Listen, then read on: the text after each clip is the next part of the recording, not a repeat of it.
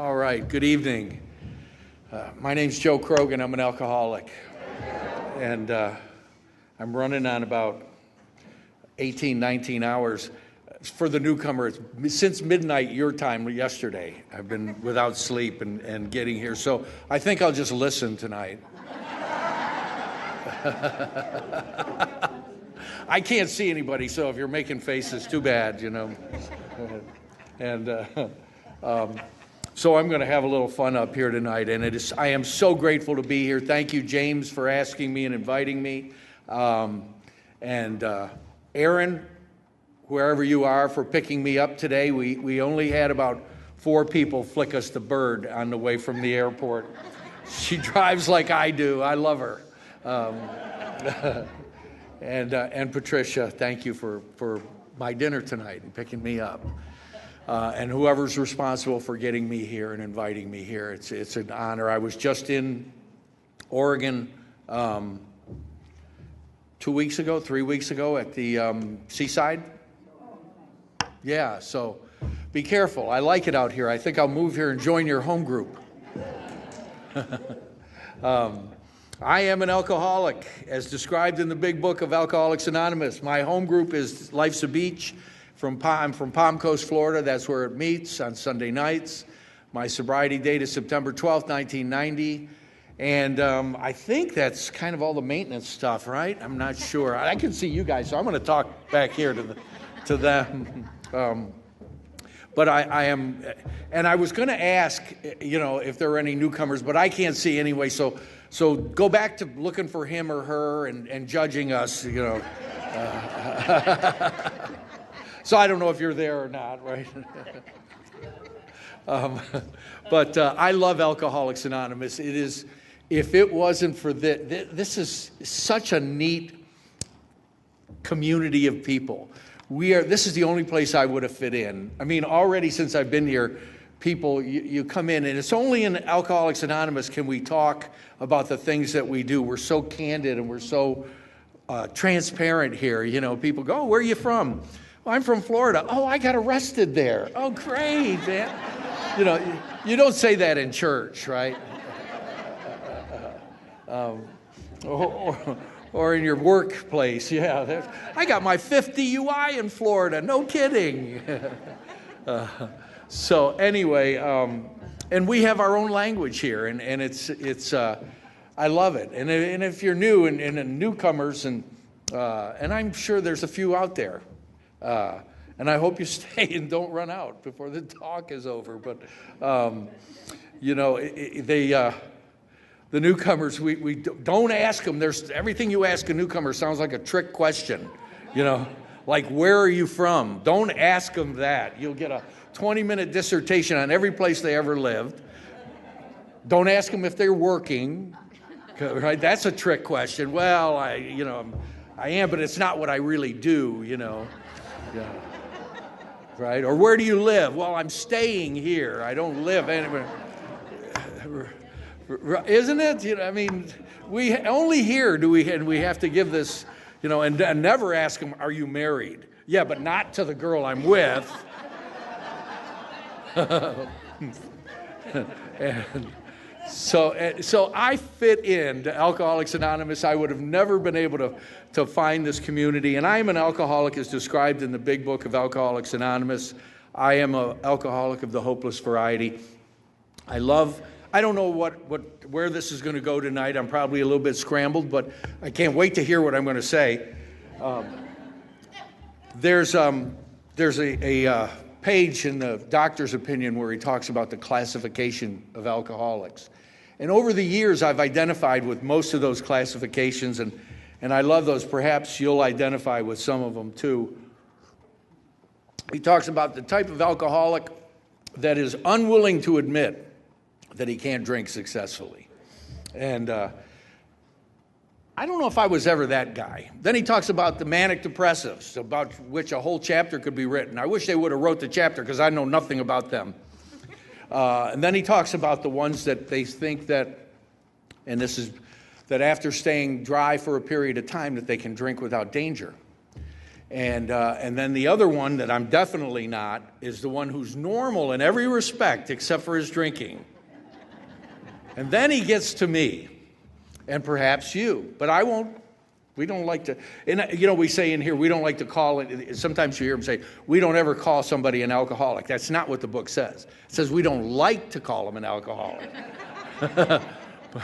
But who's more qualified than us?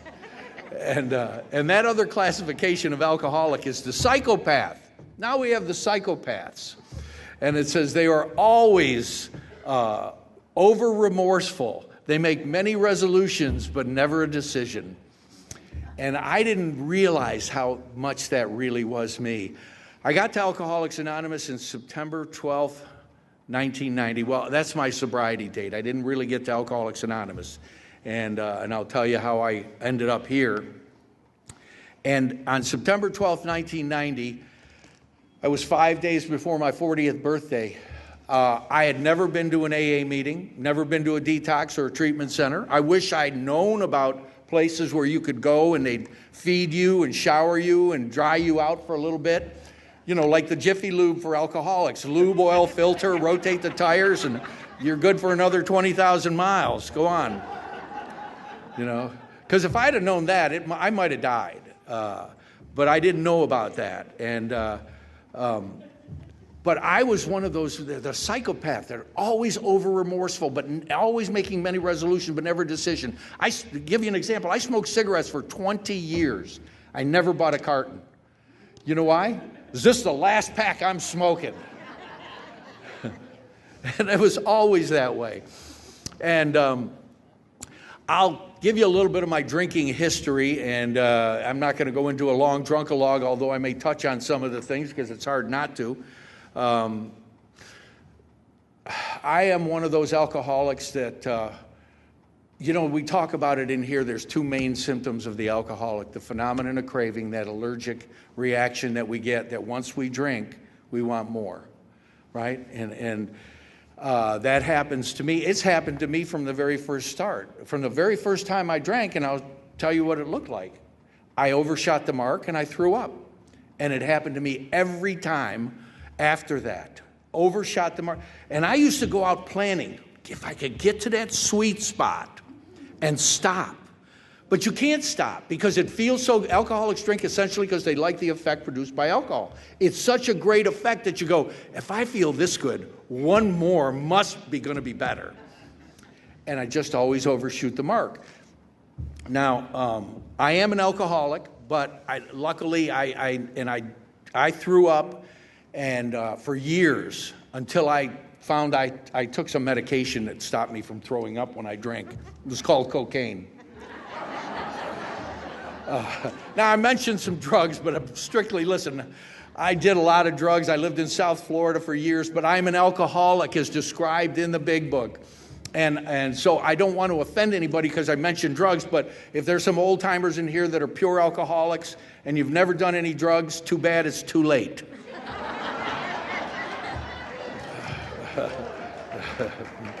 Yeah. See, alcoholics like drugs. If you don't believe me, go to an oral surgeon.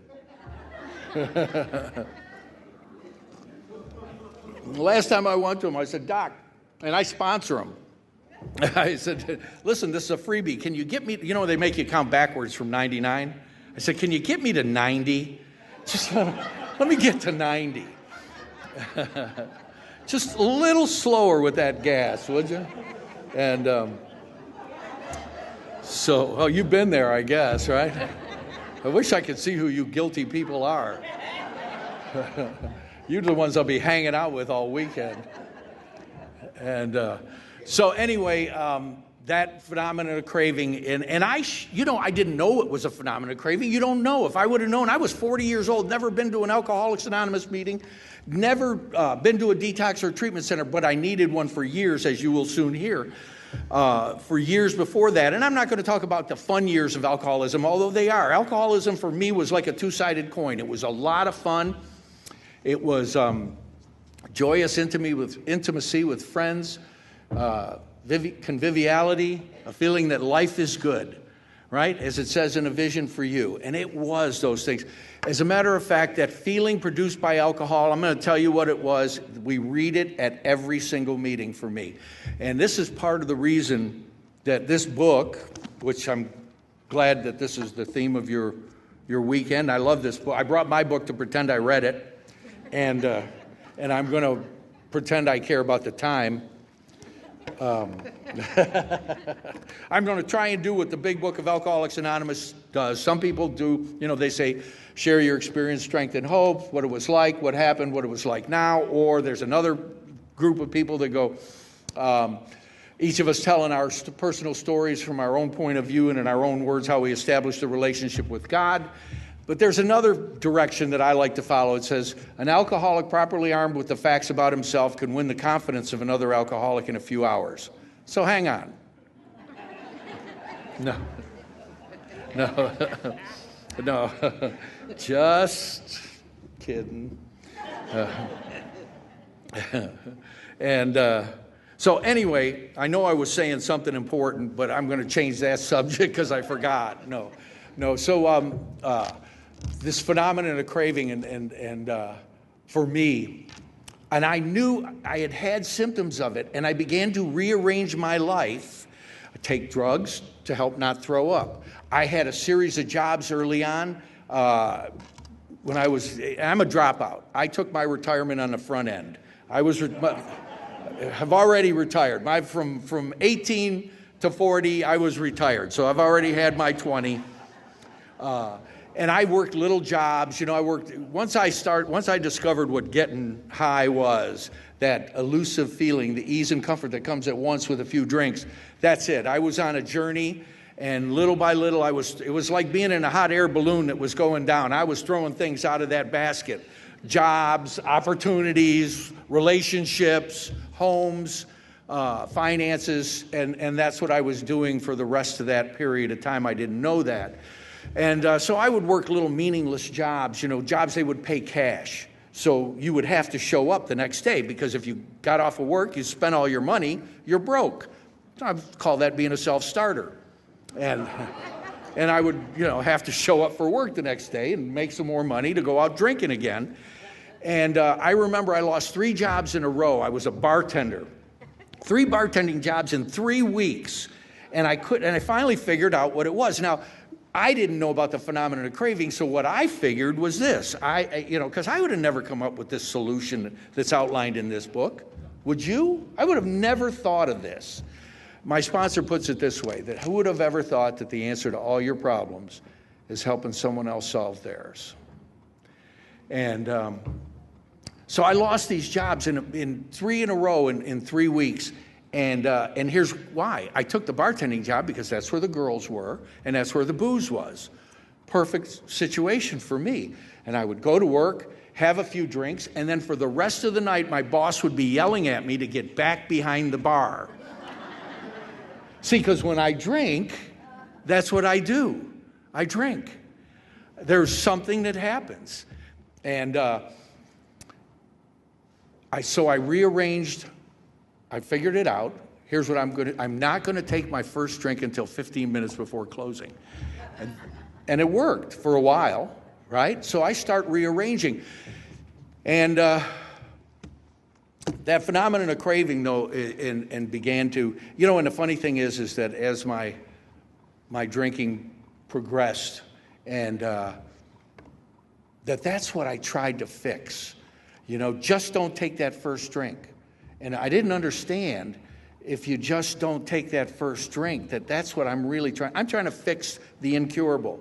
That phenomenon of craving never goes away. If you're an alcoholic, you got it. It's what differentiates us from normal people.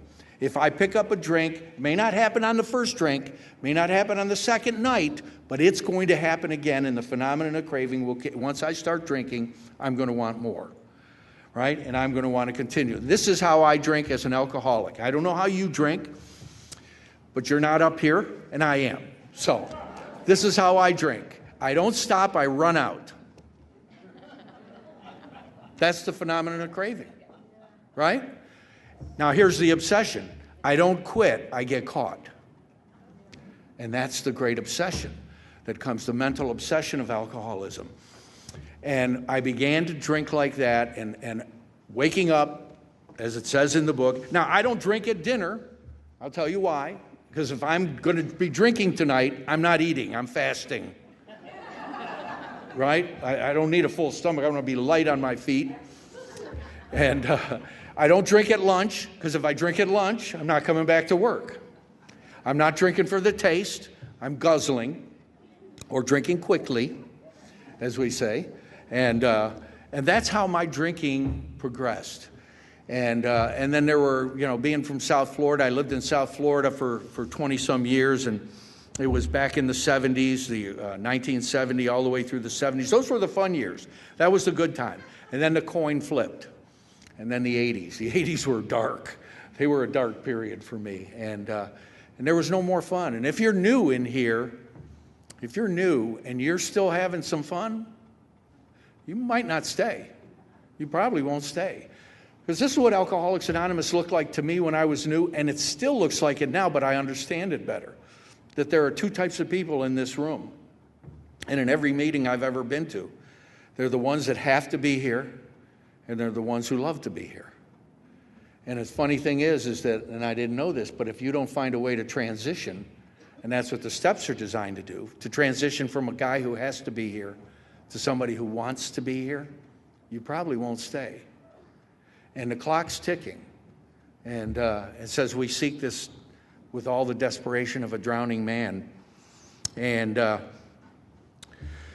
so that's pretty much what would happen to me. And on September 12th, 1990 is my sobriety date. I told you that. I don't remember a heck of a lot about September 12th. I remember a hell of a lot about September 11th, 1990, the day before I got here. That was a really bad day. And let me tell you what it was like, okay? Because that's really what it was like. You're not interested in where I was born, how many brothers or sisters I have, or where I went to school. This is what it was like. Fast forward to that, because all the rest of the stuff is irrelevant in making me an alcoholic. This is what made me an alcoholic. On September 11th, 1990, I was in a Skid Row motel room in Fort Lauderdale, Florida, with my 2-year-old son and his mother. And I had come to from another binge. Anybody like binges? I'm a binge guy. I like binge. I don't stop. I run out. And but unfortunately, at the end of your drinking, and it talks about how dark it is before the dawn, and I would come to after a binge. And let's see if we can kind of fast forward to the day before you got here, or your last binge. And I would crack my eyelids open after that binge. And the first thought that would cross my mind is, damn, I'm not dead. Now, I wasn't suicidal, but I did not want to wake up in my life anymore. And I don't know what my problem is, just like I didn't know what the phenomenon of craving was, although I had experienced it for years. I didn't know. I couldn't figure out this thing, what was wrong with me. And some of you came here because you wanted to stop drinking. That's really not my story, as you'll hear. And I would come to after that, and then the panic would set in. And you would go, damn, it's all gone. The booze is gone. The money's gone. She's gone. The job's gone. One more time, it's all gone. And I was in that motel room for probably 3 to 4 months before I ended up sobering up. And so this happened quite often in there.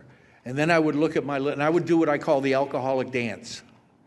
And talks about it in the doctor's opinion. It says that we drink essentially because we like the effect produced by alcohol. And we are restless, irritable, discontented until we can again experience the ease and comfort that comes with taking a few drinks. Drinks that we see others take with impunity. It says, but after I have succumbed to the drink, I enter the well-known stages of a spree, emerging remorseful with a firm resolution not to do it again. And this is repeated over and over again. And this is what I would do. I would go, and the alcoholic dance looked like this. I would look at my little boy in that motel room. And if Child Welfare Services would have walked into that motel, I'd be in jail today. He was in his crib. He had filthy diapers. He had a bottle that had once contained milk, but there was just cloudy water in it. Because if you would have given me money to go buy groceries or milk or diapers, I would have had a better idea. And I would look at him and I would cry real tears. And I would say, that's it, I'm done. I'm never going to do this again. And let's do the test. Let's see if you might be one of us on that once. Has anybody ever woke up from a binge and said, that's it, I'm done, I'm never doing this again? And meant it? Now, that doesn't make you an alcoholic. Neither does this next question. Did you drink after that? This next question may. More than once? Hundreds of times. And I would do that same thing. Look at that little boy, cry real tears. That's it. I'm going to be a dad. I'm going to go pay the bills. I'm going to get some food and some diapers in here. I'm going to go to work. I'm going to do these things. That's it. I'm going to straighten my life out. I don't understand that what I'm saying is what a normal person would do if he had a bad night drinking. See, I'm treating my alcoholism like a non-alcoholic would treat it. If I could have done those things, I would have done those things. I couldn't. And on September 11th, 1990, it was just one more morning I woke up like that. Cracked my eyelids open. Damn, I'm not dead. It's all gone. The money's gone. Booze is gone. The drugs are gone. Job's gone. One more time, I did it again. And looked at my little boy, and I cried real tears and made that prayer. And I said to him, that's it. I'm done. I'm going to be a dad. I'm going to take care of you. And there was a voice inside my head that sounded like me that said, no, you're not. And on September 11th, 1990, I could not buy the lie one more day. And it was the bottom that I had hit that till now have kept me from taking another drink. But what happened was I believed that reality pierced the delusion. And I couldn't buy my own lie one more day. That I was going to straighten out. That I was going to do. See, I believe that alcoholism, and I even knew it back then, alcoholism and drug addiction kills people. I just didn't think it was going to kill me. And until you really know it's going to kill you, you're not going to stop. It's theoretical. It's going to happen, but it won't happen to me. And on that day, I knew it. And so I did not come here to quit drinking. As a matter of fact, that day was monumental in my life. It talks about the psychopath making many resolutions but never a decision. On September 11th, 1990, I made a decision that changed my life. I knew I was an alcoholic, and I knew I was going to die an alcoholic, either in the gutter or in jail, and there was no more pretending. And I made this decision consciously. I am going to quit quitting. That's what I thought. I'm never going to wake up feeling bad or remorseful or guilty about this again. I'm done. There's no more, the strength to do battle was gone, as Bill said. There was no more left in me. And I believe on that day I surrendered, but not to get sober. I surrendered to die of this disease. And I said, I don't care anymore. That's it. And I'm going to do whatever it takes to stay drunk or high until I die, or until they lock me up, whichever comes first. And I made that decision. And I knew what my problem was intuitively. I knew what my problem was for the first time in 20-some years of drinking. My problem was not alcohol and drugs. My problem was not enough alcohol and drugs. It was running out. See, being sober was my problem. Untreated sobriety. Cracking your eyelids open and waking up to a wasted life in every area of your life. It was almost unbearable. And sobriety became like holding your breath. You could do it for short periods of time, but I couldn't do it for a long period, a consistent period of time. And as it got worse, the periods became shorter and shorter. Sometimes it was only a few hours that I could stand it. And I'd be in that motel room and I'd be squirming in my own skin. Although how do you go from looking at your son crying, saying, I'm never, ever going to do this again, to 2 hours later saying, okay, I'm just going to drink 2 16-ounce beers. I'm going to guzzle them just to take the edge off. I feel so bad. I just need something to make me feel better. How do you go from this to this over and over and over again? And I didn't understand still what the real problem was. This book and this program is not designed to fix the phenomenon of craving. It's designed to relieve the obsession.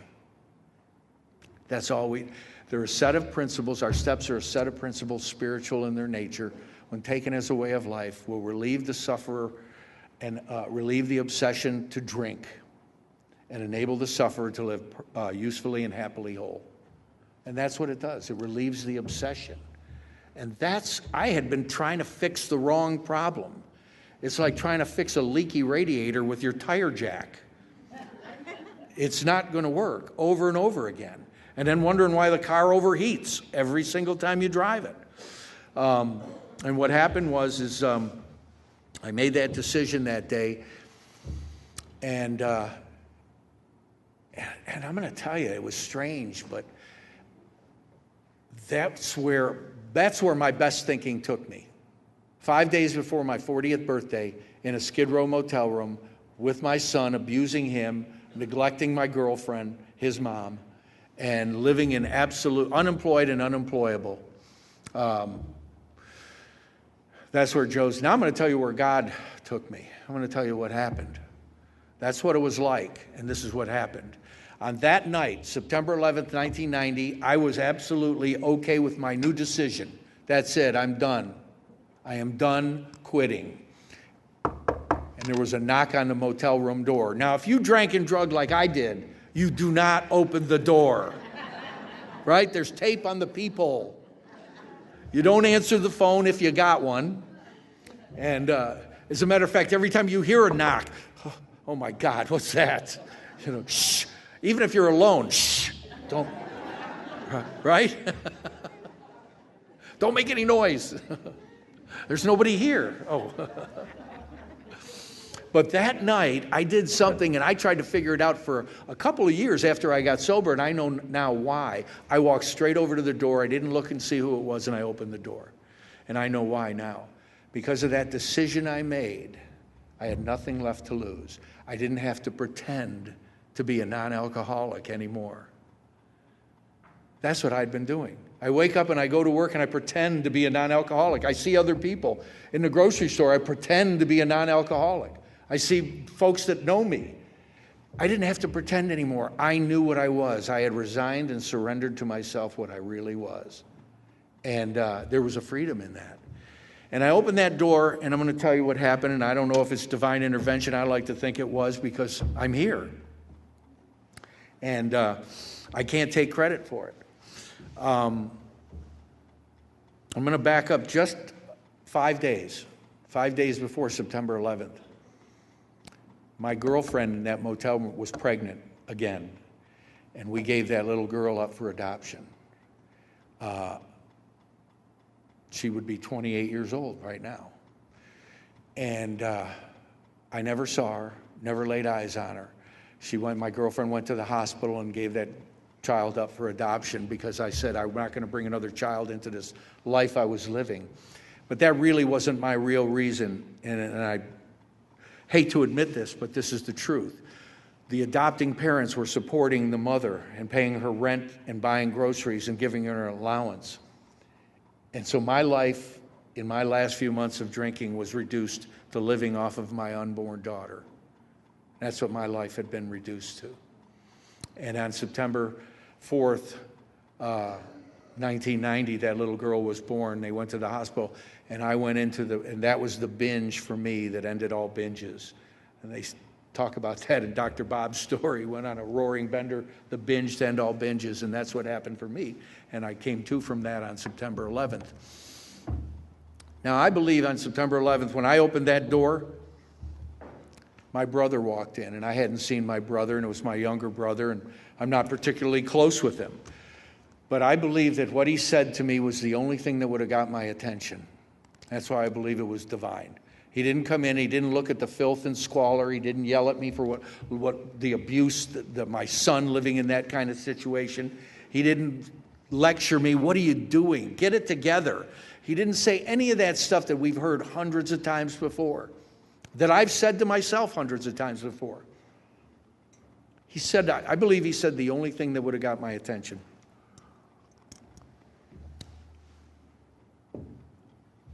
What he said was this. He just put a phone number down on a table. He said, if you want, I will watch your son while you get help. And I knew I was going down, and I didn't want my son to come with me, because I had lost all hope of ever coming back. I had surrendered. I am going to die of this disease. On September 11th, 1990, the day before my sobriety date. Go figure. And I knew the ship was sinking, and I wanted to hand my son off. I didn't want him coming down with me, because I was going to do some terrible things. I was going to do whatever it took. And I woke up that next morning, and I used that phone number. And I didn't want to get sober. And if you're new, we discovered this great thing that happens when you're really a lowlife. I was a lowlife. I owed everybody. My motto was, if I know you, I owe you. I was unemployed. There was nobody. I would call people that I hadn't seen in years and borrow money. They would pay $50 just to have me go away. Right? Just my phone call was worth giving me $50 to get rid of me. There was nobody wanted to hear from me. And on that day,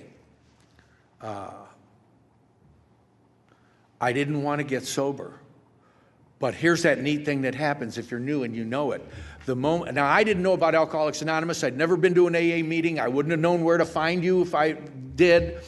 Some of us are really dumb. I was one of those. I mean, talk about oblivious, living in my own orbit. But I know about treatment. And here's what I said the next day when I made that call. I'll go to treatment. And instantly, everybody from, by the time you get here, you hate yourself, right? The problem with self-loathing is that by the time you hate yourself, everybody else hates you too. So there's not a lot of, nobody's going to listen to you anymore.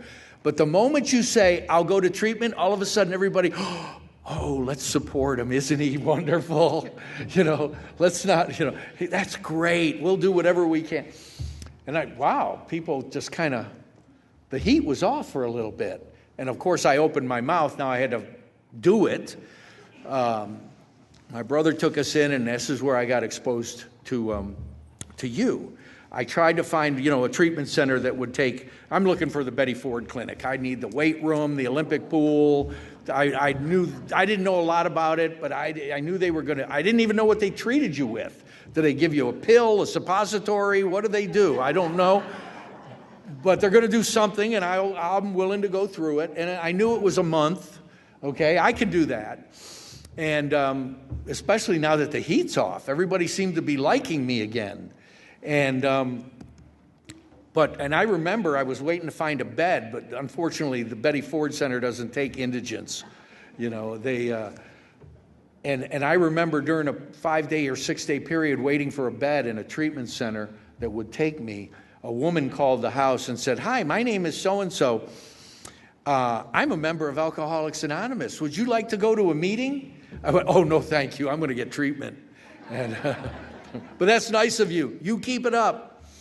And they finally found a bed for me in this treatment center. And it was a 6-month treatment center. And of course, I go there and listen, I know that you can't fool me. I know it's 28 days. I'm not staying for 6. I'm a quick learner. I'll learn everything they've got. I'll pick up on this stuff quick. And the only thing I knew after 30 days was I better not leave. I became convinced. If you release me on my own recognizance, I'm doomed. I'm doomed. Because one thing had happened to me in that room, is that I had taken a step 1 internally. I had taken a step 1 and a step 2. And I believe that there's something in me that knew that there was no stopping me, and that I was going to drink again. And as a matter of fact, my sponsor used to say that to me all the time. He said, step 1, if you're not 100% convinced you'll drink again, you'll drink again. And it's true. I would never, talks about it in the book. And it says, and In the 12 and 12, it says, glass in hand, we've warped ourselves to a point of destructive drinking that only an act of providence will cure. An act of providence, by the way, is a divine act. And I knew I would drink again. And I didn't want to drink again. Now, by this time, they had started to get to me, and I was, reciting the policy, the party line in the treatment center. Okay, I'm telling the counselors what they want to hear, and I'm not going to drink again. And I remember my first night there was my 40th birthday.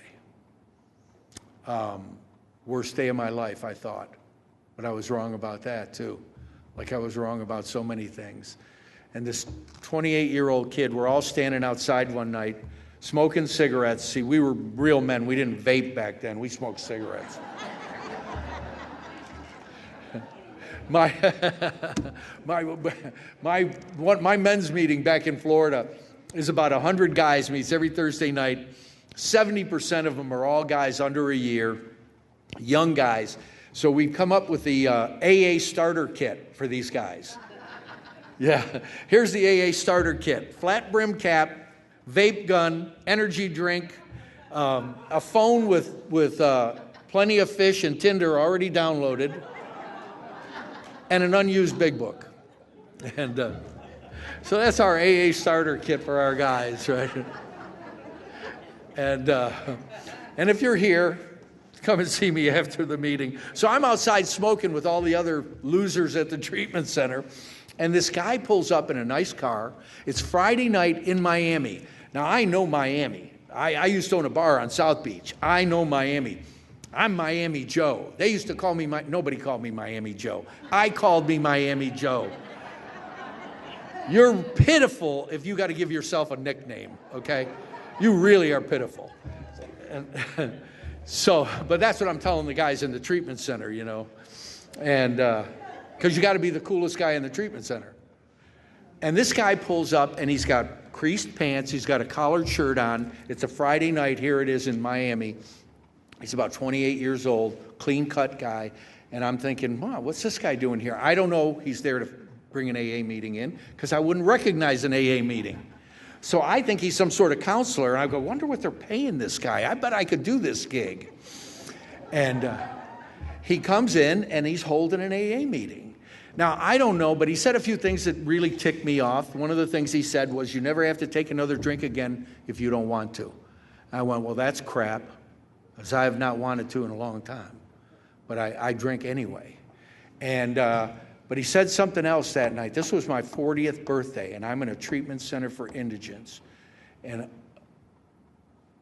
he said, you never have to feel the way you feel tonight again. There were 50 people in this treatment center, all street people or right out of prison, and I would have traded lives with anyone in that room that night. You can have my life, I'll take yours. That's how much I hated my life on that night. And then he said some other things. He said, this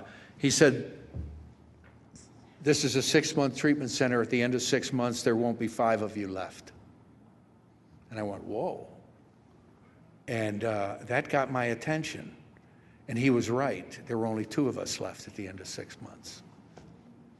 And I wasn't a star pupil. I mean, they made me walk around with a big sign in this treatment center. I am not a counselor.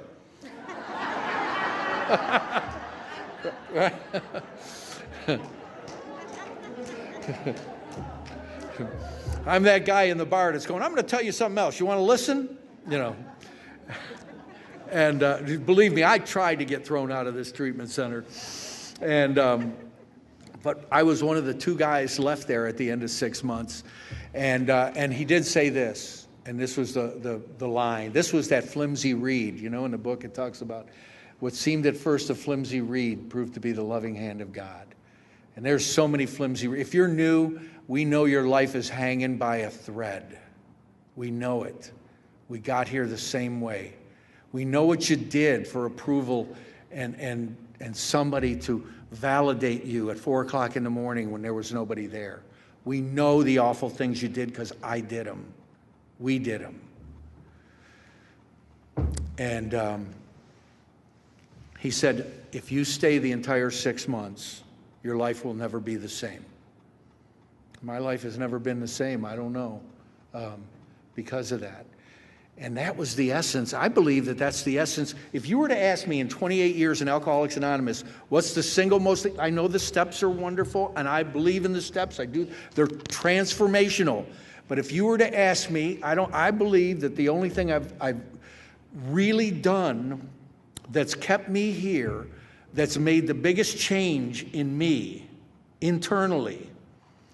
See, my faith, if you go to church, they tell you if you have faith, you'll change. In Alcoholics Anonymous, they say if you change, you'll get faith. That's what it's backwards here. And the only thing that's kept me, and I believe the single most thing that's changed me, is commitment. And that's the first thing I started doing, my sponsor started doing with me. Be here, be where you say you're going to be, when you say you're going to be there. Do this, do that. Seemingly unrelated things to Alcoholics Anonymous. I stayed the entire 6 months in that treatment center, and I got out of there 6 months later, and I went where every good alcoholic goes. Mom, I'm home. Right? Every good 40-year-old alcoholic. Now, my folks had they lived in a little golf course community with back then they had what they call in Florida manufactured homes. I don't know if you know what that is. It's kind of halfway between a house and a trailer. I called it Mom's Halfway House. And it was an over 55 community, and I moved in with them. I couldn't go back to my girlfriend. My parents had set her up in an apartment, and she had a little job, but she was still actively using, and it was not a really good environment to be in, but they were close, and I could see my son all the time and as often as I wanted to. And my first night out of the treatment center, I don't have a follow-up plan. I don't go to, they didn't even tell you to go to AA. They said pay for aftercare. Right? They wanted you to enroll in some sort of aftercare program, but they didn't recommend AA. They had the philosophy back there, AA sells hope, and hope keeps the misery in place. That's what they used to say. And then they would say, what are you going to do? Wave your chips at the bartender? Things like that. So I had no plan of going to Alcoholics Anonymous. Once again, I was wrong. I'm sitting at my mom's house the first night out of treatment, smoking, not vaping. And this old guy is watering his lawn next door. And I can see him, and he's looking at me, and I can see him kind of saddling his way over, little by little. And he's watering his lawn, and he comes over and he introduces himself. He says, hey, my name's Frank. Hey, Frank, how are you? I'm Joe. He says, yeah, your mom told me you had some problems with alcohol. I go, oh, Mom's been talking. And see, now if I was a newcomer, I'd go, this is supposed to be an anonymous program. When I'm stealing from you, it's not so anonymous. So he says, would you like to go to an AA meeting? Sure, it's either that or stay home and watch Murder, She Wrote with Mom. Okay. And he says, I'll pick you up at 6:45. And at 6:45, I looked outside the window. He didn't beep his horn. He didn't come to the door. He just sat there idling, patiently waiting. He said he'll be there at 6:45, and he was. And I got out and I went in his car, and he took me to my first outside AA meeting. And I got introduced to Alcoholics Anonymous. And it was not a wonderful event. This was a retirement community in Central Florida. It's not even Florida. It's South Georgia, okay? It's not. There's 50 people in this meeting. You couldn't put together a whole set of teeth. And they're giving you the AA party line. If you want what we have, I don't want a thing you got. But I learned the truth about AA because I was one of those people that had to be here. And I sat there thinking to myself, these people are so lucky I'm desperate or I wouldn't be here. I didn't know that's how it works. And Frank had me on the circuit. Shortly after that, we were going to meeting every night. I don't know how he hoodwinked me into it, but the next night, I looked out the window. I didn't even make the date with the guy. I didn't know we were going steady. And the next night, I look out the window, and there's that car idling out there in front of the house. The kindness of strangers. Most of us are here because of the kindness of strangers. By the way, you're going to hear some great speakers. Joe C., the real Joe C., is going to be up here Sunday. I'm the imposter. He's the real guy, man. And Scott and Linda, and they're fabulous. And Scott's one of my dearest friends and mentors in Alcoholics Anonymous. But I digress. So we go off to this meeting of Alcoholics Anonymous, and I go off with Frank, and I rode with him because he smoked Marlboros. And he knew how to get me in the car. And there were not a lot of AA meetings. You know, we'd go to Ocala one night, and it was an hour away, hour up, hour back, and in the car with this guy, and then sitting at a meeting of old people. I'm like, by the way, let me tell you how old he was. He's 4 years, at that time, he was 4 years younger than I am today. How in the hell does that happen? And but we'd go to Ocala, and he'd go. You know, he knew I didn't. Frank, man, don't you Monday Night Football? We don't have to go tonight, do we? And he'd say, "Oh, listen, you'll love this meeting. There's some ex-strippers there." All right, it's not a good game tonight anyway. Now he didn't tell me when I got there they were 80 years old. Yeah, but wait. You've been in treatment for 6 months. They're looking good, okay? But luckily, they were more sober than I was, so they wouldn't have anything to do with me. But Frank taught me the program of Alcoholics Anonymous in the front seat of that car. Frank lived the program of. We were always picking up new guys. I was a new guy, but I lived right next door, so you know I got the front seat all the time. Everybody else got the back seat, but we were always picking up new guys, and everybody. Frank was one of those guys. He brought light into the meeting. He brought light and he brought love into this meeting. He was one of those guys that no matter how bad it was, you would look at him and he would say, "It's going to be all right," and you believed him. Is it, Frank? Because let me tell you something. I haven't paid income tax in 20 years. I got these felonies. I got child support I can't afford. I'm living with mom in a trailer park. Is it going to be all right? And I owe everybody money. I mean, I got people that want to hurt me that I owe money to. But I'm still here. Because Frank, I listened to Frank. And Frank was one of those guys, and he started taking me through the steps. We did a third step on our knees, and then I got at some of these we balked. I really balked at 4 and 5. Let me tell you, I lived next door to Frank, and by this time my folks went back up north to where their summer home up north, right? So I was staying in this trailer park, but I wasn't going to do a 4th and 5th step. I had those blinds drawn on that side of the house so no light could escape. It was like a crack house. No light could escape. I had finally got a little car by that time, and I would pull up towards the driveway, turn the lights off, turns the engine off, and coast into the driveway so the lights wouldn't fan across his house and he couldn't hear the car. I would peek out the blinds. When his car was gone, I would call his house. "Hey, Frank, where are you? I want to do this 4th and 5th. I'm having trouble getting a hold of you." And I sponsor those guys now. Right? And we did 4 and 5 as best I could, and it was monumental for me at that time. I got rid of that thing that I swore I'd never tell anybody, that thing that we think makes us so dirty, and it's that I thought I'd go to my grave with. But I got free because I trusted Frank, and I got free from that. I didn't do a causes and conditions 4th step yet, and I breezed over 6 and 7. I made the amends, the ones that were going to put me in jail, right? I made those amends. I made the IRS amend, which wasn't all that difficult, but I didn't really amend my character, which I think this thing is designed for. In this, I think that's what it's all about. In the 7th step, in the 12 and 12, it talks about character building over and over again.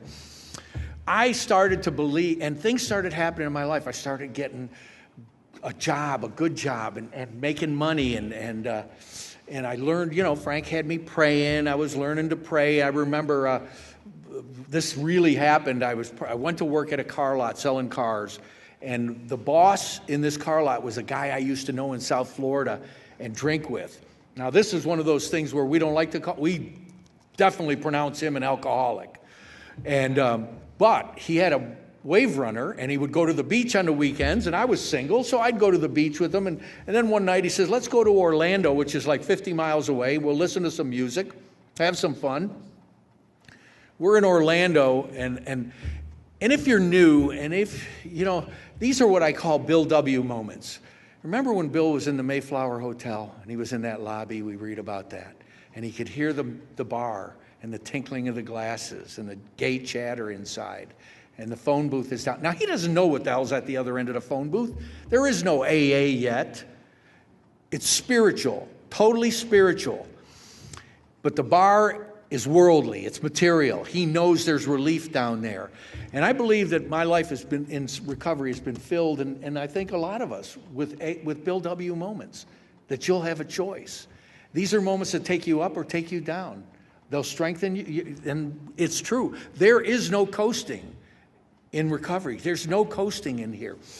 And so we're out in a bar, and all of a sudden he's loaded, and we're in a type of bar that I shouldn't be in, and you can only drink so many club sodas. And everybody else is having fun, and you can hear the gay chatter, and it's in here. And all of a sudden I start sweating, and I got scared. And and now Tony's my boss. And I said, Tony, we got to leave. We got to leave right now. And we're 50 miles away from home. He goes, are you crazy? I'm not going anywhere. He's got 2 girls with him, and he's not moving. Well, we get into a big fight. Now, I own a business today, and I have a saying that if you have a problem with the boss, you're the problem. I didn't know that then, and we have a big fight. You got to take me home. Well, he didn't. I ended up taking a taxi. Didn't have really all the money, but I ended up taking a taxi 50 miles, go home, and the next day I show up for work. True story. And Tony's in his office. Now, he's a little embarrassed because he was drunk, showed his behind the night before, and he pages me to the office. He said, Joe Krogan, come to the office. Oh, no. I go down to the office, and he says, have a seat. He said, I know you go to those AA meetings. I said, yeah, that's right. He said, tell me the truth. Do you talk about me there? Now, I didn't then. I do now. Watch him end up at one of the meetings, And so I know I'm in trouble. My boss thinks I'm talking about him at AA meetings.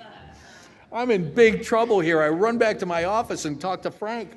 I call Frank. I said, Frank, you won't believe it. I need this job. I got child support. I got the IRS, these felonies. You don't understand. I need this job. And this was Frank's favorite saying. Because I believe that this is really what it is. And there's a place in our book that says this, to paraphrase, it says, there comes a point when there won't be anything between you and the next drink but God. Our real reliance is upon Him. It's not on my sponsor. It's not on meetings. And my sponsor did that. I would go to him and he would take me to God. And here's what Frank would say over and over again. Frank, my boss thinks I'm talking about him. I'm not long for this job. He goes, great. Here's what I want you to do. I want you to go home tonight and I want you to pray about it and let me know how God works it out. Frank, I was hoping for something more concrete. But that old these people are so lucky I'm desperate or I wouldn't have done this stupid thing. Well, I was desperate enough to do it because so far none of my ideas worked. They just got me here. And I went, and the very next day I show back up at work and Tony's not there, and he's usually there by 8 o'clock. He's not there. And an hour later I see his little company car get towed in on a tow truck, and it's got 6 bullet holes in it. He was shot the night before trying to buy crack cocaine 6 times. Now, listen, it's a merciful God. He wasn't hurt bad. It was a small caliber gun, okay? So he was released from the hospital in a couple days. But I never saw Tony again. When his car, I knew he was done. When the car came in full of bullet holes, I run back to the office, call Frank. I said, Frank, you won't believe it. God shot the guy 6 times. So, now, I'd like to tell you that life was really great. When you stop being so destructive in your life, things get better. You start showing up. You start making money. Let me just give you a little clue here, new guys and gals. Throwing money at a bad money manager doesn't fix the problem. How many people know that in here? Throwing relationships at a bad relationship manager doesn't fix the problem. But I thought it did. And I started to get good things started happening. I started getting promoted and better paying jobs. I meet a girl that works at Intergroup with my sponsor, Frank. There's got to be a great relationship. It's blessed by the Pope, So, she didn't know me, but Frank would come home and he would talk about this beautiful young girl that worked at Intergroup answering phones. And I became an AA stalker, like we do. And we end up, falling in love. And she had 2 kids. And by this time, I got custody of my son. His mom went to jail from using, and I got custody of my son when he was 3 and became a single dad. And which was a scary process, but things started happening, and we fell in love, and now I'm getting better job offers, and I get a job offer back in South Florida, and I'm going to uproot our whole family, my wife, and now we're going to get married. We get married. We have a great AA wedding. All the AA people there, everything. The guy who married us was a minister who was in my home group. He counseled us. Before we get married, you go to a little counseling session. Right at the table while I'm sitting there with her, he looked right at her and he said, "Don't marry this man." I said, "I'm here, And she should have listened. We dated for about a year and a half. We got married. We were married and I moved the whole family down to South Florida against her wishes, against her kids' wishes. Leave my support group, my sponsor, all my friends in recovery, because I think I need to be back to be Miami Joe again. And I think now that I'm sober for a length of period, I can do this thing. I don't want to drink. Let's just say feel better, work better, having a better time. Don't miss it at all. It says we smile at such bullshit. I mean, Sally. And what happened was I get down there, I get this big job that I'm not qualified for, and I'll tell you a good indication if you're not qualified for a job. If you're working 14 hours a day, 6 and 7 days a week, you're working a job you're not qualified for. There's a good indicator, okay? And that's what I was doing, because I got to show off. I got to make an impression. And I interviewed my way into this job, but I really wasn't qualified for this job. And the next thing you know, I'm under pressure. I'm not going to meetings. I'm not talking to my sponsor. I'm doing things I shouldn't do. I'm lying. I'm hiding money in case this marriage doesn't work out, because she's becoming a bit of a bitch. You see, I'm coming home and I'm putting the cardboard cutout of a husband up and the cardboard cutout of a dad, because I'm too tired to be those things, because my job is not. I started worshiping the gifts instead of the giver. And I'm making a lot of money and spending it as fast. I'm making more money ever made in my life and still getting the electricity turned off and bouncing checks. Just carelessness. And the fights got really bad. And you know how we are, we fight. She starts accusing me of all these things and not being an active participant in this marriage and in our family. And I start on my campaign to try and make her think she's insane. And like we do, right? You're crazy. Look what I've done for you. We bought the home we were in on her alimony check, So I come home one day and she says, "I want a divorce." And I'm floored. I'm shocked. And in my business, I always tell people, if you get fired and you're surprised you get fired, you deserve to be fired. Well, I was surprised. And as I'm leaving that house with my little boy in tow, He was 6 years old, and I'm leaving that house with my little boy. She said something to me. I didn't hear it then, but I heard it a few months later, and it rattled around in my head. She said, "Can't you see all your relationships end the same?" And I couldn't, because I never did that kind of a fourth step. I never did that kind of an inventory where I found out the causes and conditions, and our book talks about it. See, I thought that my defects were because of my drinking. I didn't understand, like the book says, that the primary cause of my drinking were my character defects, and the immediate cause of my drinking were defective relations. And I had them both going, full blown. So I'm in a little studio apartment with my boy, and I'll tell you, I'm so angry and I'm so hurt. I don't know what to do. I don't have a program. I'm sober, but I'll tell you, I think the thought of suicide crossed my mind. I was in so much pain. And then finally one day, I'm driving from a job interview or something, and I go by this bar. And I see this bar, and it really caught my attention. It had such an attractive name. It said Bar. And it had the parking lot in the back, and it opened at 8 in the morning, and I knew I could be a big shot in there for a little while, right? And I circled this bar every day for 7 days, but it's hard to drink when you got 6 years sober.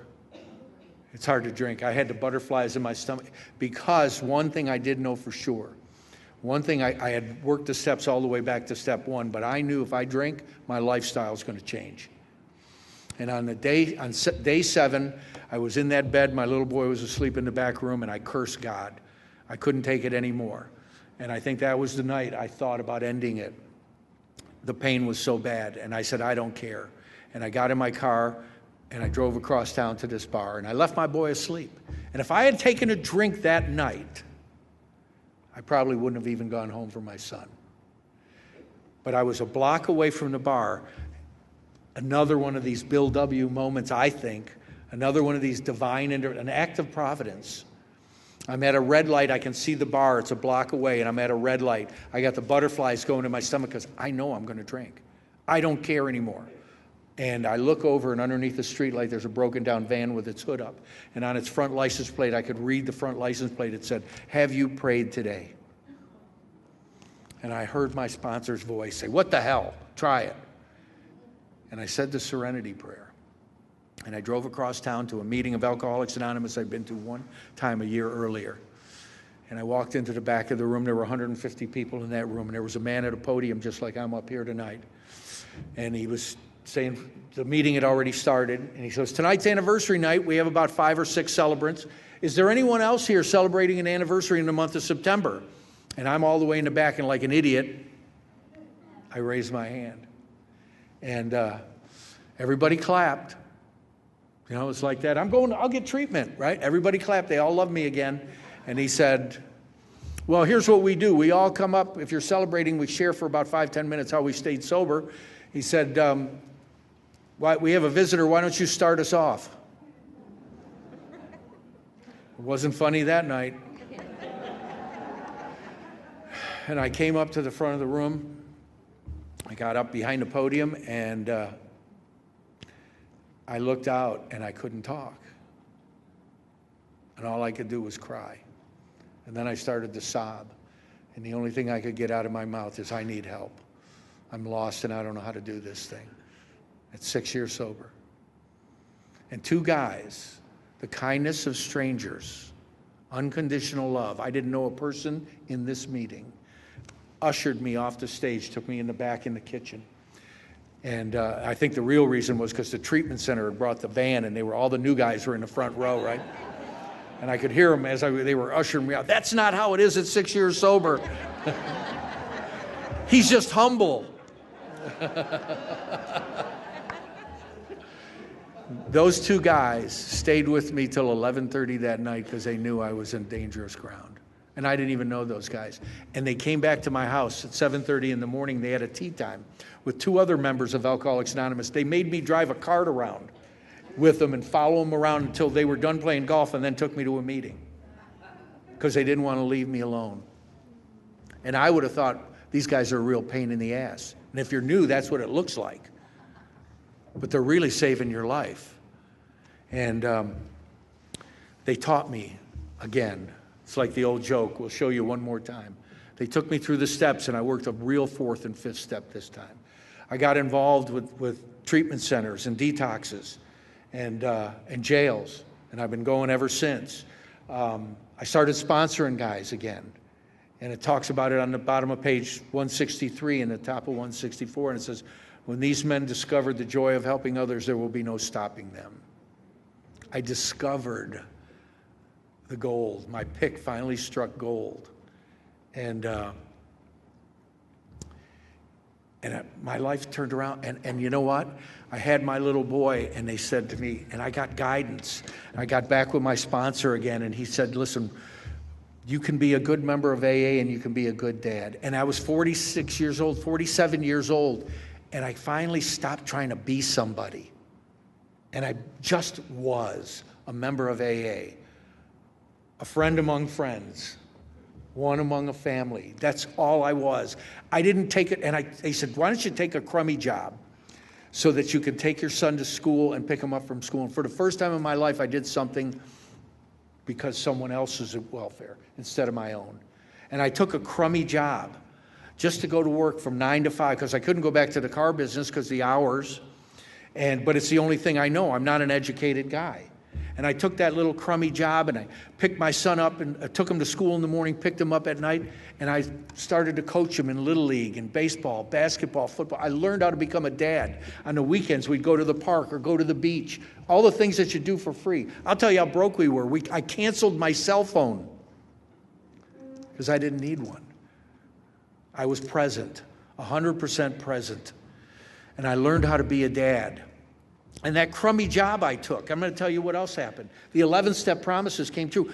I found myself going to this job, not trying to get a better job or not trying to be the boss, trying to be of service at that job. And the craziest thing happened to me. I fell in love with that crummy job. And I have never worked a day since. I have started 3 businesses at that crummy job, and I'm not a businessman. I didn't do it out of a plan. I'm not one of these guys that write goals down. And I ran into my wife. We were apart for almost a year and a half. We ran into each other. We tried to remember where. I think it was at a conference somewhere. And we started to date again. And we said, if we're going to be together, we're going to have to be on a different basis, like it talks about in the sex inventory.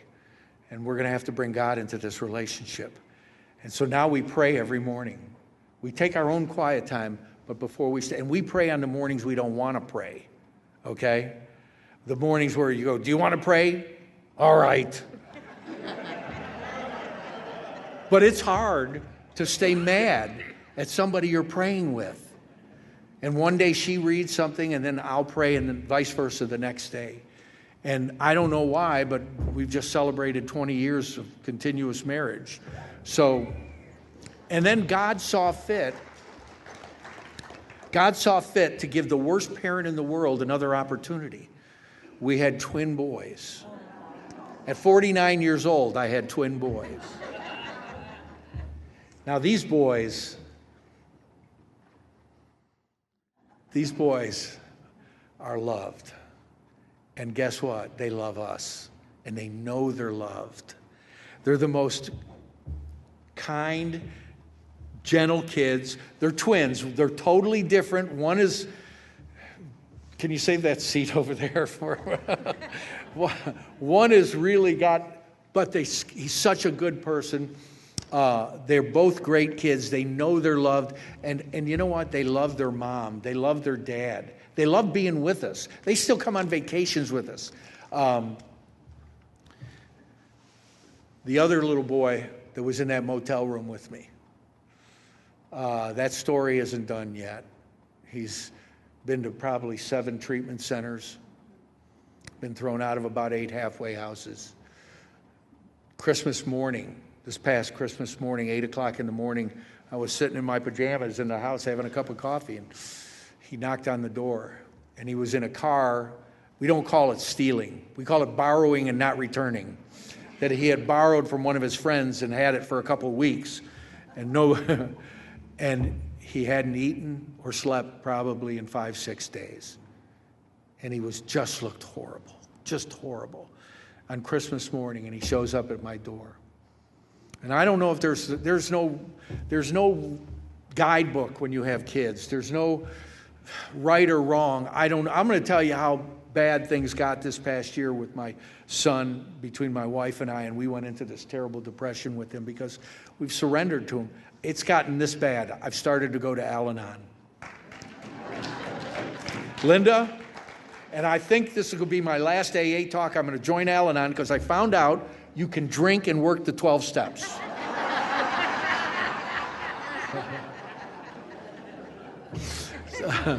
So maybe I'll be your Al-Anon speaker. No. And I opened that door and I looked at him and my heart broke. And I had thrown thousands and thousands of dollars at his disease, and it's worse. It got worse. And he had that lost look. He couldn't even speak. He was so messed up, so hungry, so weak. And I said, Joey, I don't know what, I can't help you. I don't have the means to help you. And I said, I'm petrified to give you $50 to go eat because you've proven that you won't spend it on food. I said, here's what I want you to do. I said, and this was the hardest thing I'd ever done. I said, I want you to go to an AA meeting. The club is right down the street. There's an Alcathon. I know there's food there, and there's men in recovery. And I pray to God that you find the men that I found in Alcoholics Anonymous. And he stood there lost. No friendly direction. Bill talks about it. Quicksand stretched in all directions. He was frozen. I know that frozen feeling. But he went. And he ended up running into his old sponsor, and they ended up getting him into a halfway house again. He didn't stay. He's back out there again. I got 5 phone calls at 3 o'clock in the morning last week. And those are the ones that break your heart because you don't know. You don't want any of the phone. You don't want the phone call saying he's arrested. You don't want the phone call saying he's dead. And you almost don't want the phone call from him. Because what do you say? He knows. And I told him when he was at the door, I said, Joey, I live a life based on recovery today. There's no separation of church and state. There's no area of my life that isn't in my recovery, that isn't part. As a matter of fact, recovery is just code for a God-centered life that we have here. That's all it is. That's all the 12 steps are. They take me out of the way to get me to have this power come into my life. And I said, so we don't have, and this was the hardest talk I ever had with him. I said, I don't have anything in common with you. I can't talk to you. I can't ask you where you live because like those newcomer questions. I couldn't ask. We can't talk. And so I'm praying for him every morning, and my wife is too. I'm going to tell you a quick story, and maybe 4. No, but there's a little story I heard. It's about a woman who was kind of like a prophet, a sage. She lived up in the mountains in the Himalayas, and she would bake bread every day and go and sit by the Rogue River or by the stream at her house and outside of her house in the mountains. And it was the springtime, and the thaw came, and it washed down some rocks. And while she was sitting there on the side meditating, and she saw this big precious stone sitting in the water. And she knew what it was. She saw it. And she reached in and picked it up. And it was a valuable stone. And she opened her basket with the bread and put it in there. And shortly after, this man came down, a pilgrim that was on some sort of pilgrimage in the mountains, and he'd come down out of the mountains, and he smelled the bread, and he saw her sitting there, and he came up to her, and he said, I'm really starving. Could you give me some food? And she opened her basket and gave him some bread. And he saw the stone that was in there, and he said, could I have that stone? And she just reached in and gave him the stone. He took the stone, ate the bread, and went. And he went down the mountain. And the next day she was there doing what she does every day, baked her bread, sitting on the side of the river. And here comes that man from down the mountain coming back up. And he came up to her and he brought the stone back. And he said, here. And he gave her the stone back. He said, I realized What I really want is not this stone. What I want is what's inside of you that allowed you to give me this stone.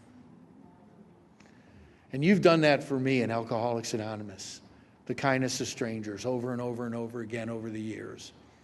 I'm so glad to be here with you. I'm looking forward to meeting a lot of you. Thank you all. God bless this weekend.